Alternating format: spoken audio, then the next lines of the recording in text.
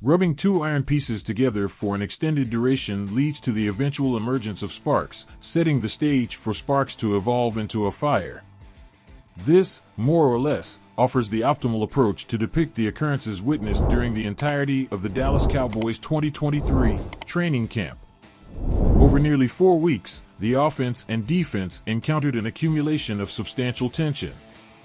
And, on the conclusive day of well-padded practice under the radiant Californian sun, this tension ignited a rampant blaze. We won't tolerate any nonsense from any of the 32 teams. We won't tolerate any nonsense, affirmed the seasoned safety Jaron Kearse post-practice. Be it regarding our offense or the succeeding one. Our intention is to showcase our preeminence in the field. Consequently, things significantly heat up here, and a similar degree of intensity will carry over to Sundays, Mondays, Thursdays, or whenever we step onto the field. That's the way we'll present ourselves. The initial incident unfolded when an exchange of words between offensive lineman Brock Hoffman and defensive end Sam Williams escalated into a massive altercation. This turmoil had to be quelled before defensive coordinator Dan Quinn convened a complete team gathering to realign everyone's focus before resuming practice. This relative calm persisted for barely 20 minutes, if even that.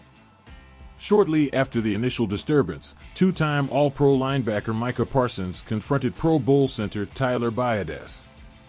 The latter was a central figure in the initial skirmish, and Parsons directed at least 2 punches at Biadasz's helmet before being separated and pacified by two-time Pro Bowl quarterback Dak Prescott.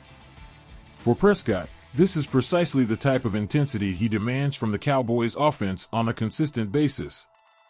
"Absolutely, I need that," he expressed. "I'm here to enhance their performance. I drive myself towards the greater good, and my self-driven motivation will invariably elevate their performance.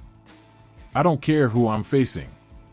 It doesn't matter if it's Tyron, Zach, or Tyler Smith, I will compete relentlessly. This approach will only elevate their capabilities. Championships find their origins right here, in the training camp. The objective is to draw that spirit out, along with the camaraderie, to amalgamate everything. Ultimately, there's just one objective.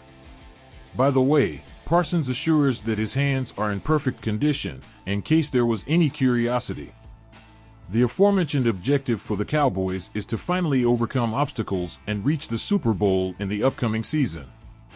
They aim to raise the Lombardi Trophy as the clock winds down to 0 on February 11th at Allegiant Stadium in Las Vegas. As Parsons highlighted, the drive towards this destination can't be initiated only after Week 1 begins. The tank must be filled during training camp, first and foremost. This is the nature of the game, Kearse remarked. When you face a bunch of determined opponents on the other side, it draws out the best in you. We are striving to progress and lead those guys. When you face us, it brings out the best in you. You're up against Micah, D-Law, Motzi, Smith, OSA, Odigizua, Dante, Fowler. You're confronting a multitude of fierce competitors. It brings the best out of you. In the end, we will remain steadfast.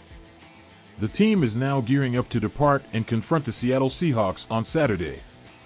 They will then return to Dallas immediately after, conducting a few more practices before concluding their preseason against the Raiders on August 26th.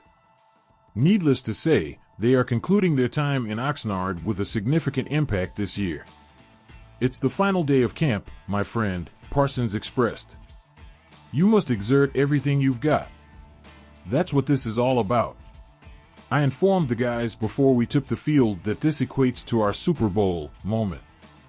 It's nothing less than displaying ferocity and embracing a competitive spirit." Kearse concurs wholeheartedly. "It's our last day in Oxnard, and perhaps that's what transpired," he added. "Regardless, it's all healthy competition, and, come September 10th, there will be another team on the opposing side of both our offense and defense. They will need to contend with what we are bringing to the table. In simpler terms, they're ready for the New York Giants, as well as any other contenders.